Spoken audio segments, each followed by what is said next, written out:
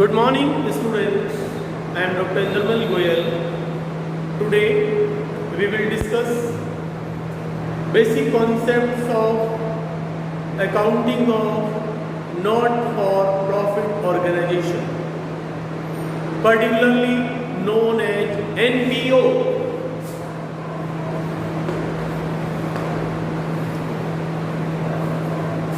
यानी कि गैर लाभकारी संस्थाओं के लेखे, accounting of not for profit organization. Now first of all you must have the knowledge about the meaning and the nature and the role of NPO. What is NPO? What are not for profit organization? All those organizations and institutions which are established and operated not for earning the profits but to render valuable services to the society, services to a particular class of society, which provide services to the less well-to-do section of the society, provide services to the weaker section of the society, provide services to the suppressed section of society. यानी कि ऐसी संस्थाएं जिनका उद्देश्य लाभ कमाना नहीं होता बल्कि समाज के किसी एक पिछड़े वर्ग, गरीब वर्ग, शोषित वर्ग के लोगों को सहायता, सामग्री, कोई सुविधा बिना किसी मूल्य के प्रदान करना,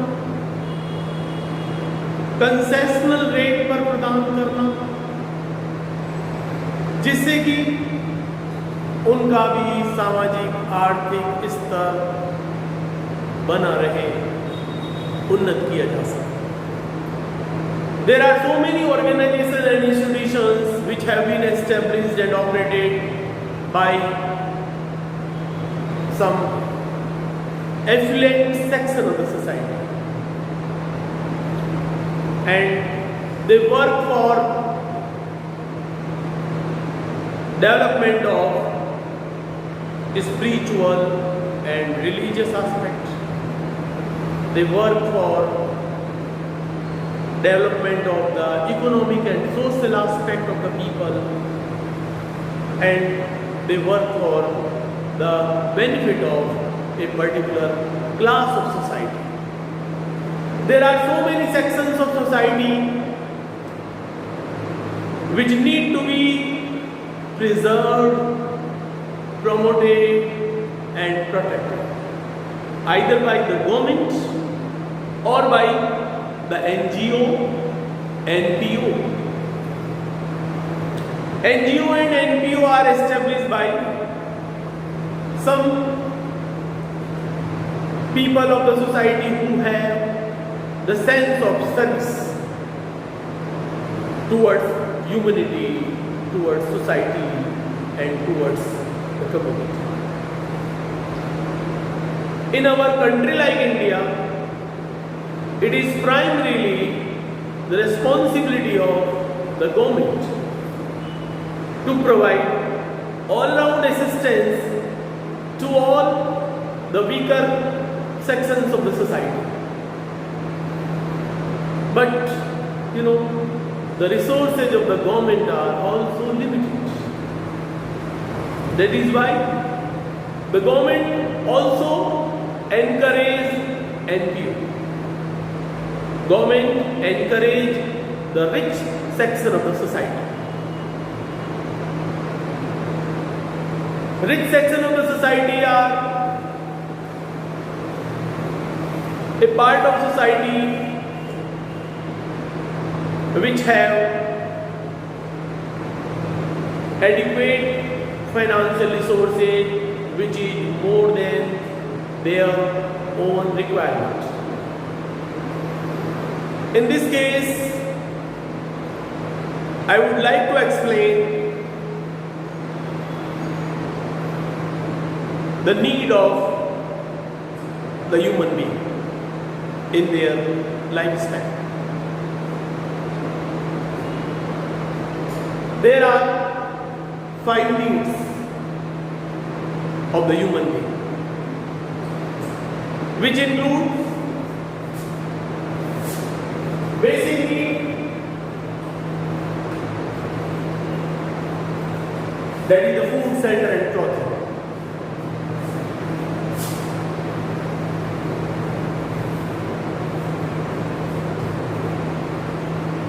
सेफ्टी नीड, सुरक्षा की भावना, सुरक्षा की आवश्यकता। जब एक व्यक्ति अपना वर्तमान में अपनी बेसिक नीड पूरी कर लेता है तो वो फिर कल के बारे में, अगले 15 दिन के बारे में सोचता है, सुविधाओं का, सामग्री का संग्रहण करता है। It is called a safety need. और जब थोड़ा और अधिक कमाने लगता है तब उसमें सोशल नीड डेवलप होती है, समाज सेवा की भावना। सोशल नीड यानी कि man is a creature, is a social creature who want love and to be loved. इसलिए एक व्यक्ति जब थोड़ा संपन्न होता है तो समाज सेवा करता है, दूसरों की सेवा करता है, और इस सेवा का भाव रखते रखते उसमें थोड़ा ईगो आ जाता है।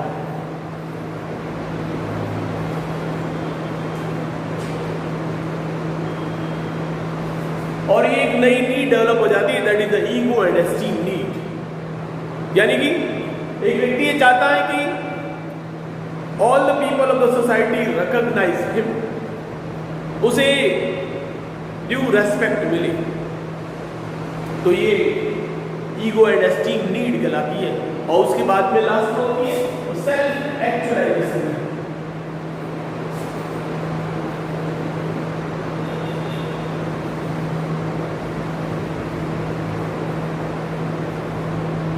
Self-actualization need. So these are the 5 basic needs of the human being, which are satisfied one by one, and this is the strategy. These are the logical and chronological step in which a human being satisfy their need. तो जब एक व्यक्ति आर्थिक रूप से संपन्न हो जाता है, सोशल नीड जो होती है वो उसके ईगो और एस्टीम नीड में बदलती है, तब उसके मन में ऐसा भाव आता है कि मुझे और लोगों की सेवा करनी चाहिए। इसीलिए ऐसे लोग जिनके पास में पर्याप्त मात्रा में वित्तीय संसाधन होते हैं तो अपने परिवार के, समाज के, देश के दूसरे लोगों को भी ऊपर उठाने के लिए सेवा भाव के कारण कुछ संगठन स्वरूप की स्थापना करता है। तो जो व्यक्ति इनिशियली किसी ऐसे संगठन की स्थापना करते हैं तो वो एक बड़ी राशि दान के रूप में देते हैं, और न केवल वह स्वयं देता है बल्कि अपने दूसरे जो फ्रेंड्स हैं उन्हें भी एनकरेज करता है कि वो भी अपने वित्तीय संसाधनों में से कुछ राशि समाज के दूसरे वर्ग के, पिछड़े वर्ग के कल्याण के लिए, उनकी सुविधा के लिए निकाले, ताकि उनकी ये जो सेल्फ एक्चुअलाइजेशन नीड है ना वो भी पूरी हो जाए। क्योंकि जीवन के अंतिम पड़ाव में एक व्यक्ति जब उसका शारीरिक क्षमता क्षीण हो जाती है, पैसा तो बहुत कमाया लेकिन तब उसे एहसास होता है कि अब मेरी मृत्यु नज़दीक आ रही है और मरना एक दिन निश्चित है। इसलिए वो दान और पुण्य करता है। पैसे जो कमाए हैं पूरी जिंदगी भर वो दूसरे लोगों के हित में किस तरह से प्रयोग में लाया जा सके, ऐसी भावना उसके मन में आती है, ताकि आत्मा ही परमात्मा है। यह भाव उसे प्रेरित करता है कि मैं दूसरे लोगों की सेवा करूं, क्योंकि उनके अंदर भी जो प्राण है, उसके अंदर भी जो आत्मा है वो भी ईश्वर का स्वरूप है। इसीलिए एक व्यक्ति मानव सेवा का बीड़ा उठाता है और अपने पास से एक बड़ी राशि जो है दान के रूप में, चंदे के रूप में स्वयं आगे आकर कोई संगठन बनाकर सेवा करता है, या जो ऑलरेडी एस्टेब्लिश्ड ऑर्गेनाइजेशन है उन्हें एक बड़ी राशि दान में देता है।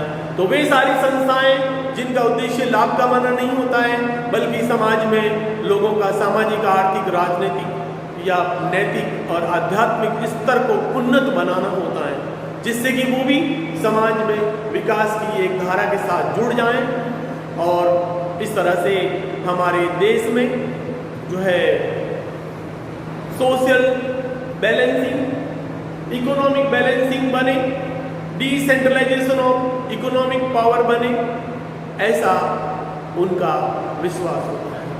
तो भारत में जितना भी ऐसी संस्थाएं, संगठन बने हैं, उनका स्थापना ट्रस्ट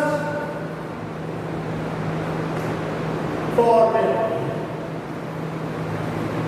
या एक कोऑपरेटिव सोसाइटी के रूप में होती है।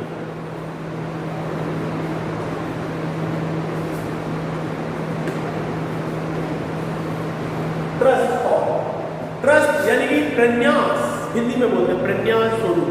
तो ट्रस्ट फॉर्म ऑफ ऑर्गेनाइजेशन जो है वो इंडियन ट्रस्ट एक्ट के अंतर्गत एक संस्था का रजिस्ट्रेशन होता है और इसका जो है मेन 3 पार्टी होगी।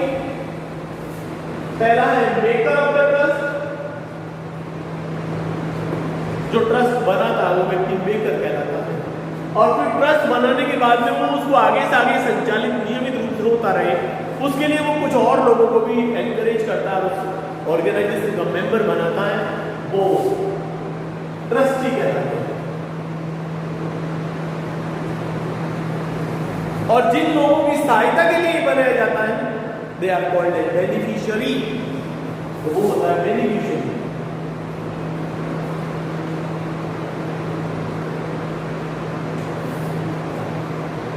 लाभान्वित होने वाले व्यक्ति।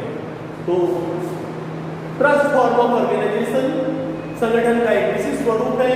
ट्रस्ट का मतलब होता है विश्वास, आई बिलीव, यानी कि मैं एक 10 लाख रुपए, 50 लाख रुपए देकर कोई संगठन बनाता हूँ, कोई ट्रस्ट बनाता हूँ और कुछ और लोगों को 10-15 लोगों को मेंबर बना देता हूँ, ट्रस्टी बना देता हूँ और मैं ये विश्वास करता हूँ कि भी आप लोग इसका मैनेज करोगे फ्यूचर में, मेरे जाने के बाद में या मेरे साथ में जो है इस संगठन का, संस्था का जो उद्देश्य है उसको पूरा करने के लिए आप इसे निरंतर चलाएंगे।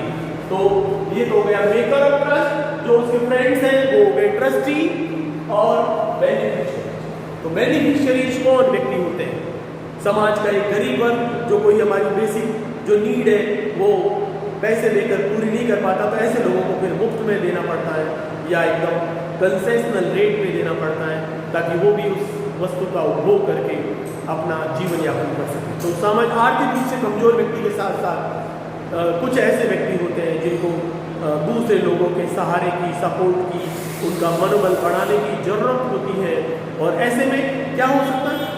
अनाथ व्यक्ति और तो ऐसे अनाथ बच्चों की सहायता के लिए अनाथालय खोले जाते हैं, ऑर्फनेज खोले जाते हैं। कुछ लोग हैंडीकैप होते हैं, फिजिकली हैंडीकैप होते हैं, they can not perform their all routine activities in proper way, तो दे नीड सपोर्ट। तो ऐसे जो व्यक्ति है वो भी बेनिफिशियल, जो फिजिकली हैंडीकैप है वो भी हो सकते हैं, जो डेफ एंड डम्ब व्यक्ति है वो हमारे बेनिफिशियल हो सकते हैं।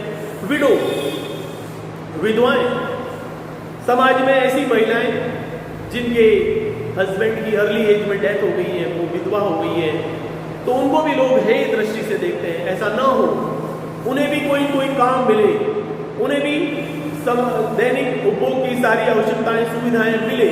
तो कई संगठन ऐसे हैं जो समाज में विधवाओं के पुनरुत्थान के लिए, उद्धार के लिए, कल्याण के लिए काम करते हैं। तो जो विडोज हमारे समाज में एक ऐसा वर्ग है जिनको भी सपोर्ट की जरूरत है। इसके अलावा वे सारे व्यक्ति जैसे कोई बीमार हैं और ऐसे व्यक्ति जिनको आध्यात्म का बिल्कुल ज्ञान नहीं है, इस कारण वो सही निर्णय नहीं ले पाते हैं, तो ऐसे लोगों को जो है अपने धर्म के बारे में, आध्यात्म के बारे में ज्ञान देने की जरूरत होती है। तो ऐसी संस्थाएं या संगठन जो स्थापित किए जाते हैं वो हमारे समाज में पिछड़े वर्ग और जो है शारीरिक समता से विहीन या कोई शारीरिक क्षमता में जिनकी कमी है, ऐसे लोगों को सहयोग करती है और ऐसे लोगों को जो है वो सुविधाएं, वस्तुएं या सामग्री है बिना लागत के, बिना मूल्य के या कम मूल्य पर प्रदान करके उनका सामाजिक आर्थिक स्तर है वो उन्नत करने का प्रयास किया जाता है। दूसरा होता है कोऑपरेटिव सोसाइटी। कुछ संगठन और संस्थाएं जो हैं वो जो है सरकारी संस्था के रूप में स्थापित की जाती है। It is based on the concept of cooperation.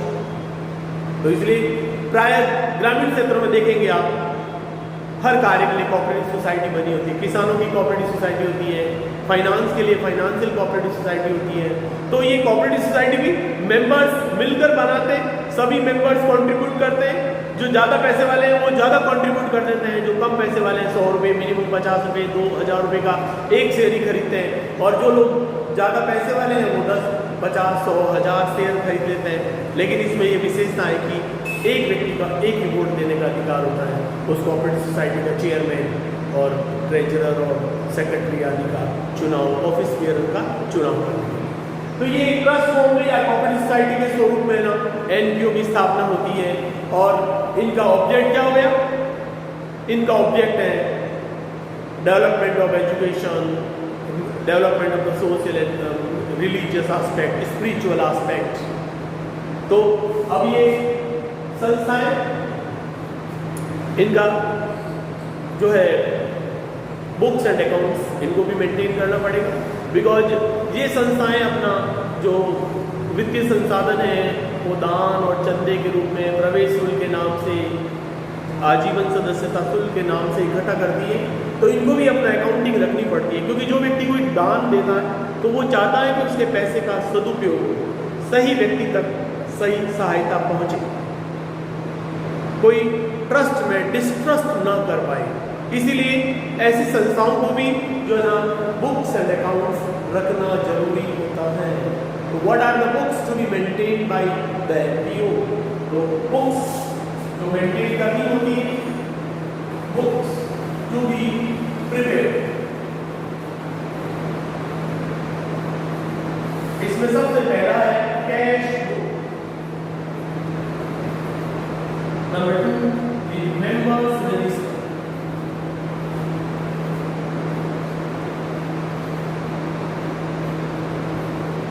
Number 3 is stock register।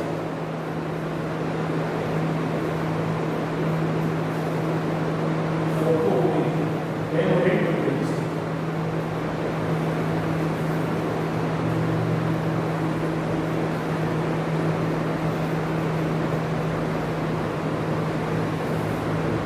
So these are the 4 books to be maintained by NPO. Cash book, brokered by, because there will be so many cash transactions in day-to-day operation, and there is a need to keep proper accounting of each and every rupees contributed by the members and the donors. It should be utilized in the best interest of the targeted beneficiaries. Every organization has its specific object, so that object should be fulfilled through the working of that organization.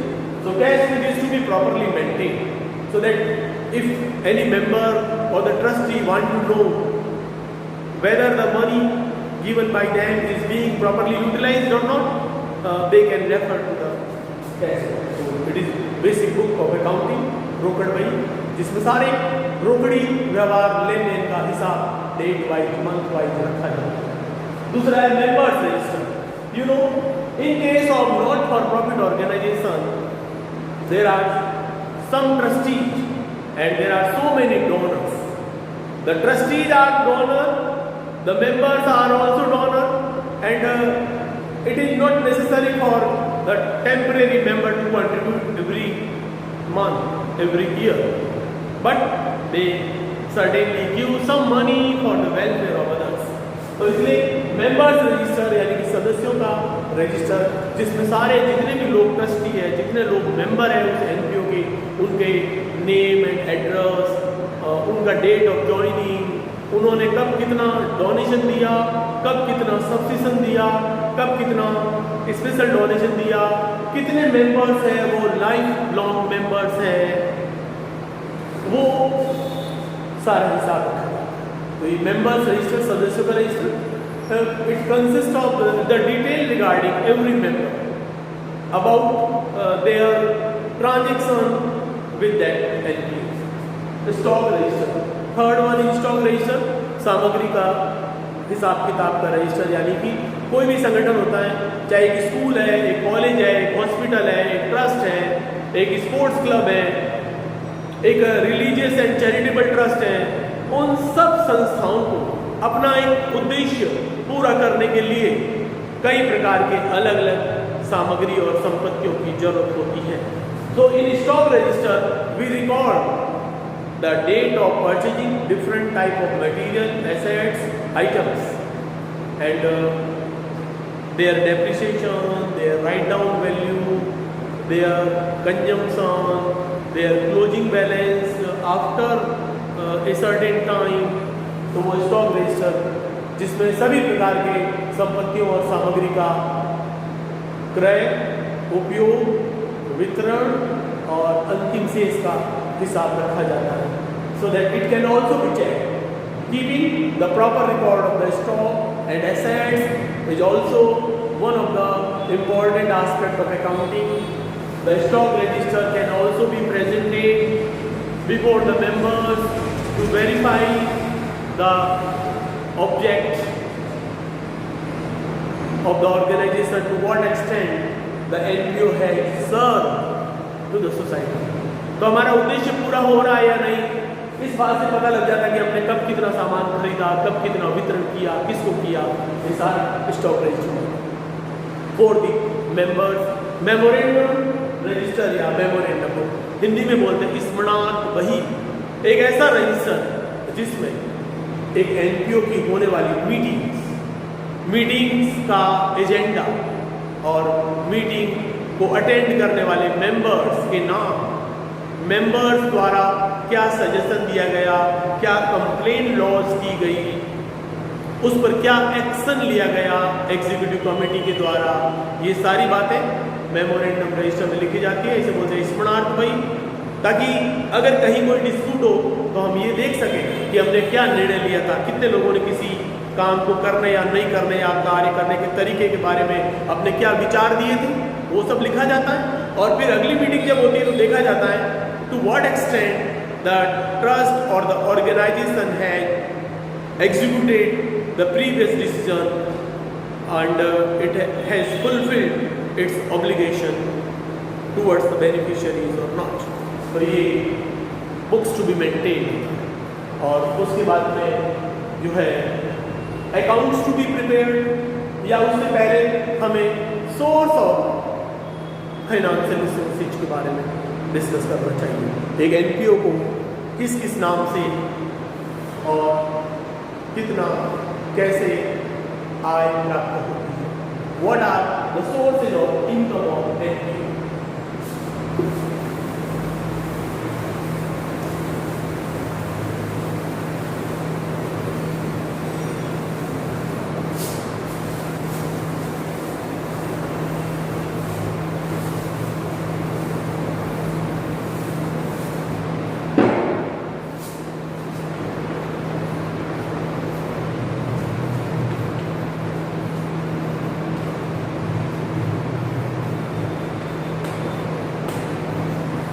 Sources of income of NPO are broadly classified into two parts.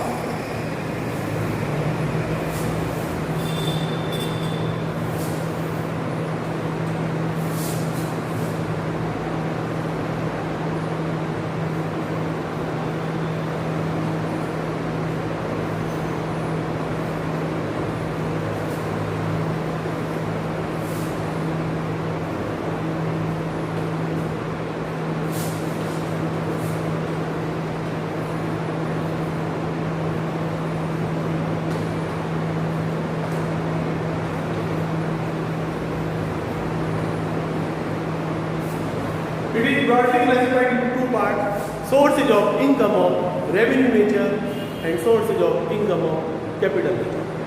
First of all, we will discuss about the sources of income of revenue. Hindi में बोलते हैं आयगत प्रकृति की आय। एक गैर लाभकारी संस्था को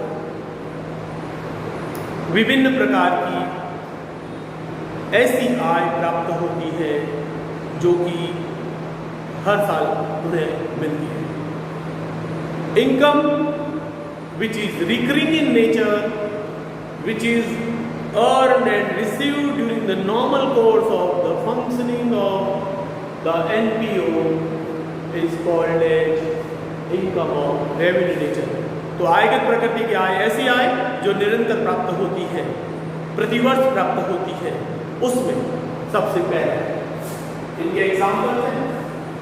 number 1 is entrance fees।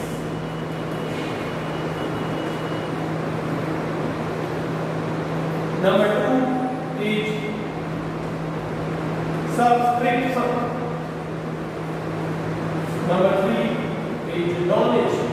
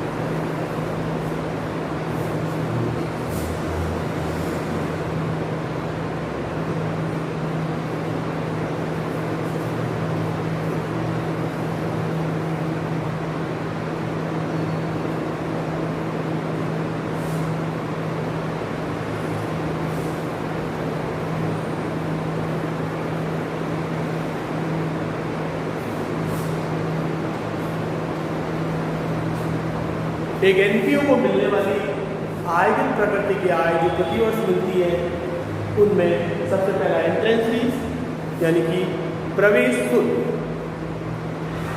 whenever a member want to join, whenever a person want to join NPO, he will have to pay certain amount of fees only one time, that is called entrance fees। और जो संस्थाएं संगठन अच्छा काम करते हैं उससे कई संस्थाएं, कई मेंबर्स जो है जुड़ते रहते हैं, अपना आर्थिक सहयोग देते रहते हैं, वो प्रवेश शुल्क। दूसरा है सब्सक्रिप्शन। सब्सक्रिप्शन को हिंदी में बोलते हैं चंदा। सब्सक्रिप्शन चंदा यानी कि जो मेंबर्स के द्वारा दिया जाता है, प्रतिवर्ष दिया जाता है, प्रति माह दिया जाता है, एक निश्चित राशि के रूप में दिया जाता है। तो subscription is given by all the member eight a certain amount for every year, which may be collected on monthly basis, half yearly basis or annual basis depending on the agreement at the time of entry into organization। Third is donation। Donation can be given, दान। किसी भी कार्य के लिए कोई भी व्यक्ति दान दे सकता है, वो मेंबर भी देते हैं डोनेशन अपने सब्सक्रिप्शन के अलावा, और non members can also pay some amount as donation. Fourth one is rent receive. अगर किसी एनपीओ के पास में, नॉट प्रॉफिट ऑर्गेनाइजेशन के पास में कोई संपत्तियां हैं, बड़ी बड़ी मशीनें हैं, हॉल है, ऑडिटोरियम है, स्पोर्ट्स कॉम्प्लेक्स है, तो वो उसे किराए पर भी दे देते कई बार, ताकि उनका मेंटेनेंस जारी रह सके और जो आय प्राप्त होती है वो और ज़्यादा लोगों का वेलफेयर करने में काम आ सके। तो रेंट रिसीव। कभी कभी किसी एनपीओ को बड़ी मात्रा में डोनेशन मिल जाता है, सब्सिडी मिलता है, तो उस पैसे को बैंक अकाउंट में, सेविंग अकाउंट में रखने की बजाय उसको इन्वेस्ट कर दिया जाता है। अगर हम बैंक में एफडी करा देते हैं, फिक्स डिपॉजिट कराएं, तो भी हमें हाई रेट से इंटरेस्ट मिलेगा, या किसी म्यूचुअल फंड में फिक्स इनकम इन्वेस्टमेंट में अगर हम इन्वेस्ट कर दें तब भी हमें इंटरेस्ट मिलेगा। तो it will be a regular source of income which is based on the time. Dividend receive. अगर किसी एनपीओ के सरप्लस फंड को म्यूचुअल फंड के माध्यम से ऐसी सिक्योरिटीज में इन्वेस्ट किया जाए, ऐसी कंपनीज के शेयर्स में इन्वेस्ट किया जाए, जिससे कि उस कंपनी को होने वाले लाभ के आधार पे हमें हाई रेट ऑफ रिटर्न मिले, ऊंची दर से हमें आय प्राप्त हो, तो उसे लाभांश कहते हैं। डिविडेंड बोलते हैं, DIVIDEND। तो dividend received may also be a prominent source of income on investment of NPO when it has huge amount of surplus fund। Sale of old newspaper वगैरह से भी कोई आय प्राप्त होती है, वो भी रूटीन नेचर की होगी। इसके अलावा कोई भी ऐसी छोटी मोटी आय जो एवरी ईयर होती है, रिकरिंग नेचर की होती है, तो वो रेवेन्यू नेचर इनकम कहलाती है। ये सब हमारी इनकम होगी, जिसे इनकम एंड एक्सपेंडिचर बनाते समय फाइनल अकाउंट में दिखाया जाएगा। दूसरा होता है सोर्सेज ऑफ कैपिटल नेचर। एक एनपीओ को मिलने वाली ऐसी आय जो उसके जीवन काल में एक ही बार मिलती है या जिसके बार बार मिलने की प्रवृत्ति नहीं होती है, तो वो पूंजीगत प्रकृति की आय कहलाती है। सबसे पहले इसका उदाहरण है लाइफ मेंबरशिप फीस।